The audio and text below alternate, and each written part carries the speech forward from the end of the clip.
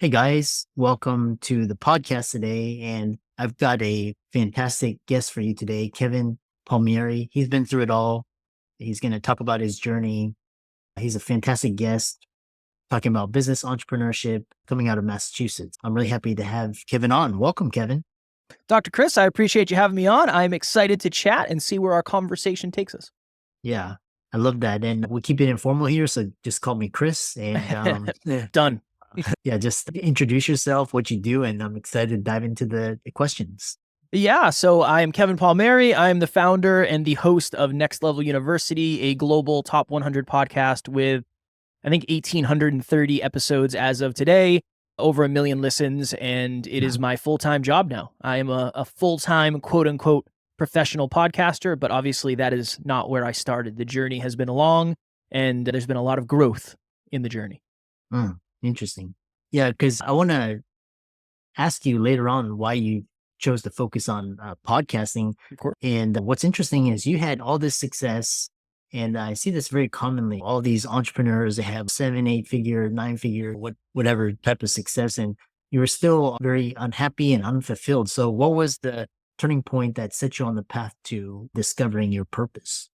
Yeah, I was somebody who never really expected to be any level of successful. And here I was in my mid-20s with a 6-figure job. My girlfriend at the time was a model.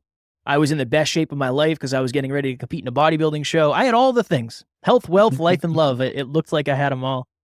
But my mental health was really hurting me at the time, and I wasn't confident, and I had no self-worth. And my girlfriend left me, and I made more money, and then I ended up sitting on the edge of a bed contemplating suicide a couple of years later. And that was the turning point for me where I said, okay, I've accomplished a lot of the external stuff, but I think I'm trying to accomplish the external stuff because I'm probably trying to cover up a void of internal stuff that I'm not ready to face yet. I fell in love with awareness. I fell in love with learning about myself. So in 2017, I started a podcast that was all about self-awareness. And that began the journey of trying to learn as much about myself as humanly possible. So it was mostly massive pain that took me from my old life to my new life. And I think, unfortunately, a lot of us go through that because pain is a really good necessity to make a change. And unfortunately, that is the way it went for me. So one thing that really contemplated recently is you go on the Instagram and again, they have this picture perfect lifestyle. And why is there a dichotomy? Is it just basically for show and basically overcompensating, or what's going on? What's going on there? I think a piece of it is marketing. If I am a podcaster and I'm podcasting in a box, you're probably not going to think I'm a very good podcaster. So I think that's one piece of it is just perception. I think a lot of people are just using it as perception.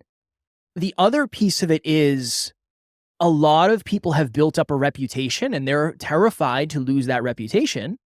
And everybody thinks that is what we all aspire for. But you use the word when you ask the question, you said fulfillment. I think fulfillment is really hard to recognize. And what we think is happiness is really easy to recognize. Fast car, big house, whatever. We think that's happiness. But there's a big difference between happiness and fulfillment. Yeah, I think it's just people want to keep their pecking order in society. And one of the ways to be high in society is to look like you're crushing it more than everybody else. But that is not the whole picture. Honestly, I don't even think it's half the picture at this point. Yeah. I spent the summer living abroad in South America. And what's interesting is they're more insulated against what you're describing as the symbolism of capitalism and just that. And sometimes sometimes in the culture. The next question I have for you is why did you choose podcasting? Why not YouTube, or why not be a keynote or Instagram? What was it about podcasting that really made you fulfilled?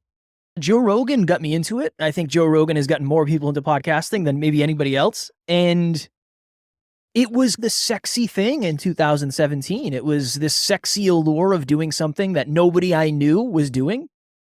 I was actually interviewed on a YouTube channel. And when I was done with that interview, I said to one of my friends, I said, imagine if you could do that for a living. It wasn't the YouTube thing. It was just talking into a mic and having the opportunity to impact people in a positive way. So I learned about podcasting from Joe Rogan. I was interviewed on a YouTube channel. I loved it. The process was fulfilling. I was in flow. And then I imagined a world where I could do that full time. And I just fell in love with it. And then eventually it all made sense because one of our mentors said, if you go all in, you pick one thing, you go all in on that one thing, eventually you can do all the others. So if you go all in on podcasting, yeah, eventually you'll grow an Instagram following, you'll get paid to speak, you'll get paid to do this, you'll be able to travel. And that's been the thing. 80% of our time, energy, and effort goes into the podcast, but I've gotten paid speaking opportunities and a lot of amazing benefits that have come from it. So yeah, podcasting is the thing. It is the train that keeps everything else rolling for us. Yeah, and it's so interesting because they like basically the other guest the other day, she was talking about how all these independent creators now we don't need the gatekeepers, we don't need NBC to tell us what to put out. And what's interesting is what from a influencer standpoint, you sounds like going from, because I was doing a lot of coaching and trading my time in keynotes and then the world shut down. And so I started the podcast and I was hoping that was just a hobby and it took off before the world opened up. So what key mindset shifts did you make to build your podcast? And it sounds like you're really doing a really significant business revenue.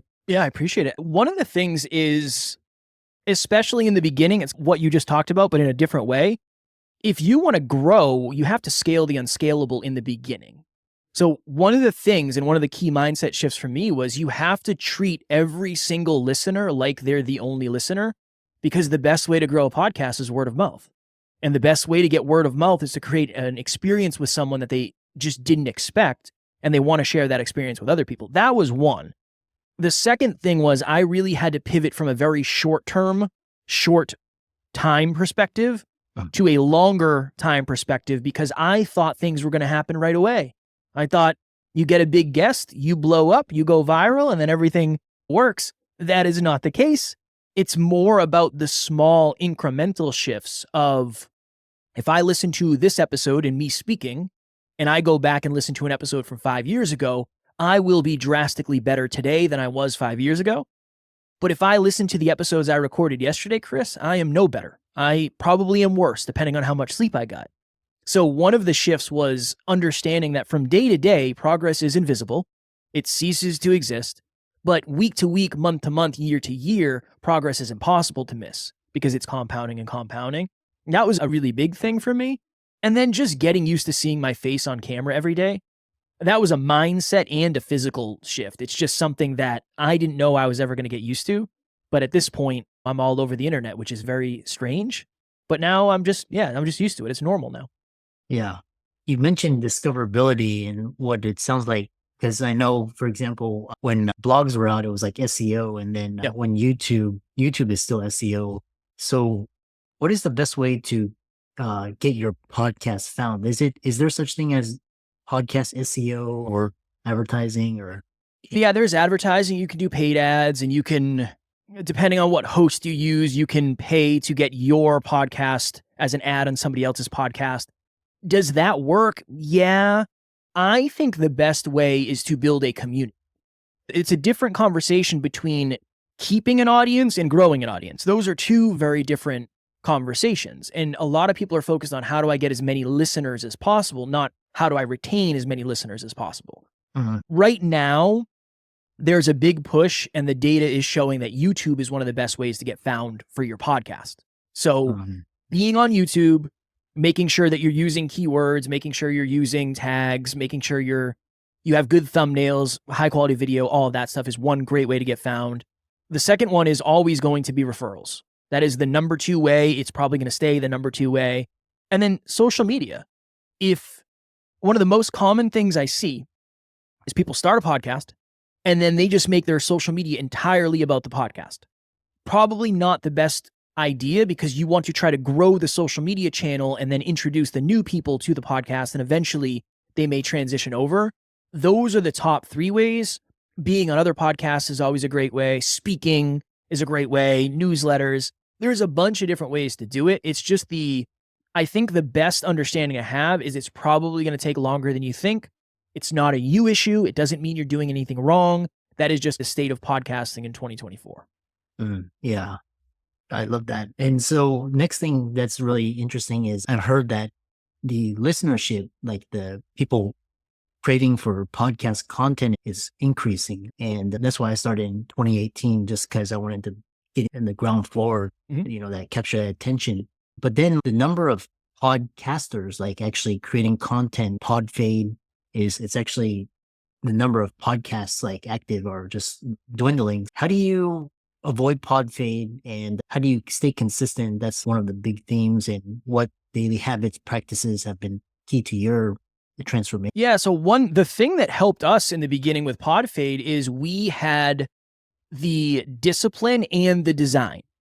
One of the reasons people call it quits early is because if you're 3 episodes in and you have to set up your studio, you have to fix your lights and you have to find your mic and you have to make sure the kids are out of the house, whatever it is, understandably, circumstantially, then it's harder to do. So you have to create as much ease as possible. You have to limit the amount of resistance you have. That's one thing.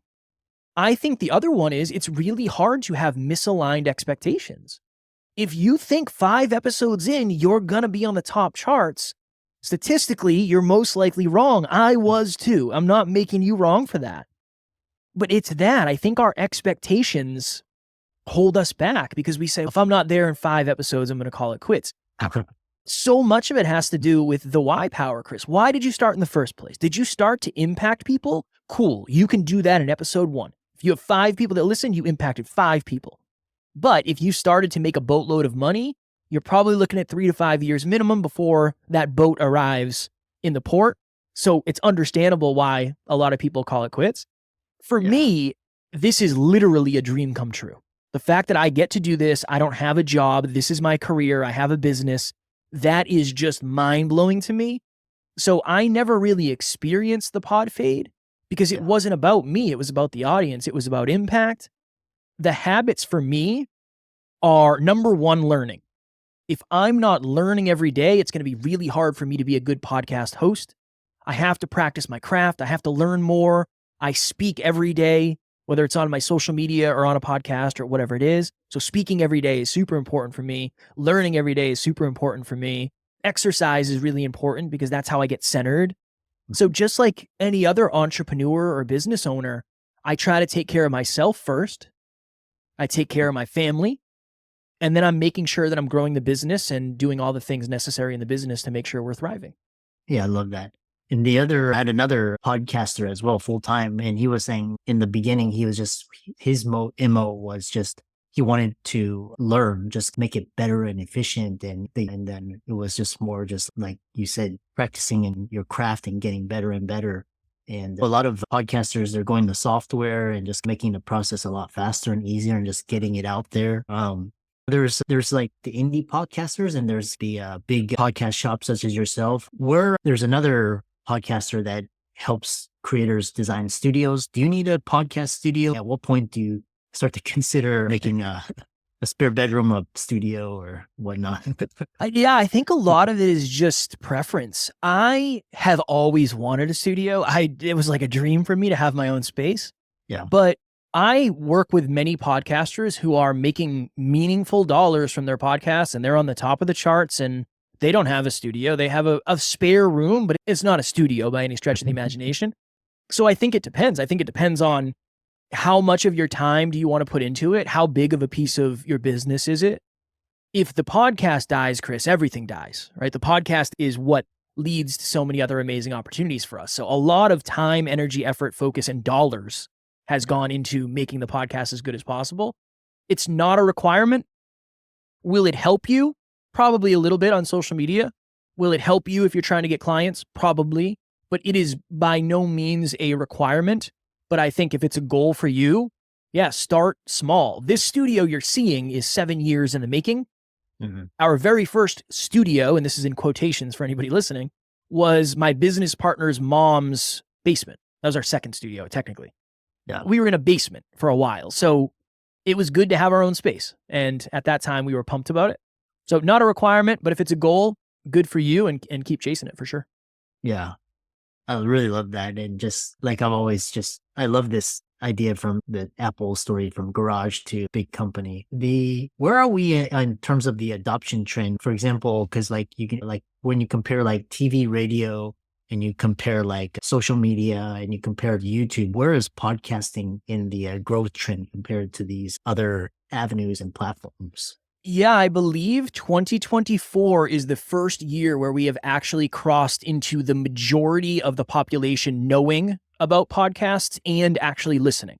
So I believe the stat is in the last 30 days, hypothetically, 51% of the population, and this is in the US, has listened to a podcast actively. It's growing very steadily. Not One of the interesting things about the pandemic is it really skewed the data. Mm-hmm. There was a ton of people that started podcasts during the pandemic, and there was a ton of people that were listening to podcasts during the pandemic. And as we came back to normal life, a lot of those podcasts died off, and a lot of those podcast listeners died off as well. So I don't know how it's growing in terms of, in comparison to social media and YouTube and that, but I do know that we have crossed the threshold of the majority of people actually knowing and consuming podcasts, which is the first time ever that is. So it is not too late. It is not too saturated. There are a lot of people out there looking for high quality content. If you can produce it, the cream always rises to the top eventually. Yeah, I love that. So shifting gears and towards the more of the end of the conversation, I know you founded Next Level University. What is it? How can people find out more about it? What's next? And what new projects or initiatives are you excited about in the near future? Next Level University is our podcast that's all about leveling up your life, your love, your health, and your wealth. I didn't want to be somebody who was in really good shape but broke. I didn't want to be broke but deeply in love. I wanted to find a way to get it all because I've had bouts of each throughout life, and I was never fulfilled when I only had one, Chris. It always sucked. I was looking for something else. So that's our podcast, and that's what we talk about every single day. That's on all the podcast platforms. We're on YouTube. The other thing that I do that might be beneficial to your audience, if you are a podcaster and you're listening, I have a podcast called Podcast Growth University, where every week I do an episode on growing and scaling and making money with your podcast. So if you're somebody who's looking to do, that's a free resource as well. What's next? Probably the unsexy answer of just trying to get a little bit better at everything that we do. I don't really have anything. Q4 is coming up. So we're going to look to crush it in Q4 and get better and add more value and give more impact. And what are we working on? We have something that is near and dear to our heart that we've been leaning into a lot more. We have a charity called the Next Level Hope Foundation. And it is for children of single parents because my business partner and I were both raised by single parents. So we do a holiday event as well as a Father's Day event every year. And to have a good time with kids who might have negative times around those dates. Yeah. And, for the audience out there that are listening and they struggle with mental health or emotional and, or they struggle with overcoming or they struggle with imposter syndrome, limiting beliefs, low confidence, low self-worth, what inspirational advice do you have for them to get them started on their journey? One of the things is you are way more malleable than you probably understand. You probably didn't think you could drive a car before you drove a car, and now you do it without thinking about it. You probably didn't think you could start a business, and you most likely have a business that's doing really well. Most of the things that you are doing right now that you make look easy probably seemed impossible at some point in the journey, but you started small. Something happens when we cross a certain age where it almost seems embarrassing to start small, but that is the way to build belief. That is the way to work through imposter syndrome. And honestly, that is the way to get results. You start small, you get your feet wet, and then as you get more comfortable, things evolve and you get better. Chris, I'm sure you're way better as a podcaster now than you were when you first started. That's just the way it works, but you kept going. And that is the reason you are better today than you were in the beginning. So yeah, don't ever be afraid to start small. Starting small is better than not starting at all. Yeah. Yeah, you should have seen some of my earlier videos. Same, Chris. Same. That's why I know. I could just laugh and just, it's just, they were horrible. But yeah, I really enjoyed this conversation. And for the audience, be sure to follow Kevin's channel. All of his resources will be links in the show notes. And thanks so much for coming on. I really enjoyed this conversation. Likewise, Chris. I appreciate you. Thank you for having me.